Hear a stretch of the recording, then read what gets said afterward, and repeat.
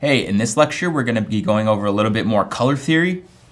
So I've got my color wheel here, Daler Rowney color wheel, and I'm going to explain to you primary, secondary, and tertiary colors, as well as a little bit of color mixing. So a primary color is yellow, red, or blue. This forms a triangle on the color wheel here. And a primary color can't be mixed by mixing any sort of other colors. Like you can't mix anything together with anything else on the entire spectrum to form a primary color.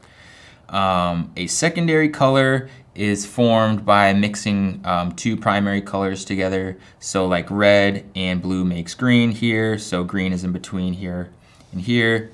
And red and blue together make violet, which is in between here. And orange is formed by mixing red and yellow. This color would be formed by mixing equal parts of both. You would get a more yellow-orange color if you mixed more yellow than red, and so forth. So we can see little color mixes in here. So how this works is depending on which color I choose on the outer ring, that is my starting color.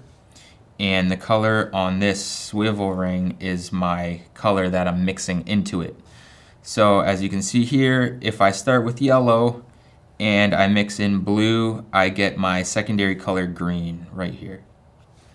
So you can see if I add white, I'm going to get a lighter tone of yellow, also known as a tint. If you add white to a color, it can also be known as tinting that color. Now, something to keep in mind, if every color has its complementary color. So the complementary color is found on the opposite side of this wheel. So the complementary color of yellow is violet, the complementary color of blue is orange, and the complementary color of red is green. And that's very important when making compositions because those are very, very powerful colors together and they'll really make your composition pop.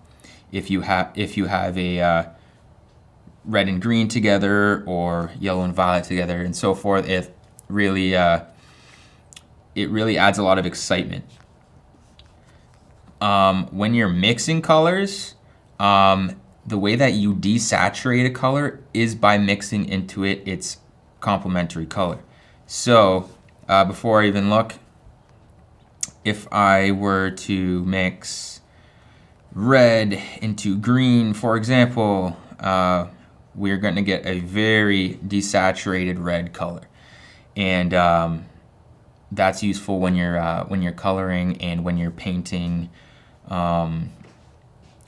something and you don't want it to be an extremely focal point or it's going into shade or something like that. You're going to kind of want to desaturate things, or you're going to want to mix desaturated colors for your whole piece and just do like focal points in that really red color, really green color, something like that, so it'll really pop against that desaturated color. Again, if we mix yellow with violet, we get a really desaturated, darker yellow color. So that's how that works. These are just some things really that you need to commit to memory. If you're looking to do color work, painting, anything like that, this stuff is really key. So I really made this so you can fast forward, rewind, and see where I've lined things up so you can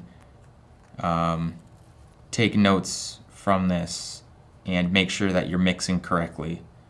So I'm just going to spin it. So you can see orange and blue, you're going to get that dull color.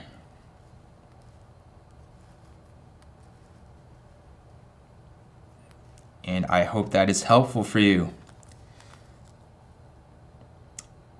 in your painting. All right, I'll see you in the next lecture.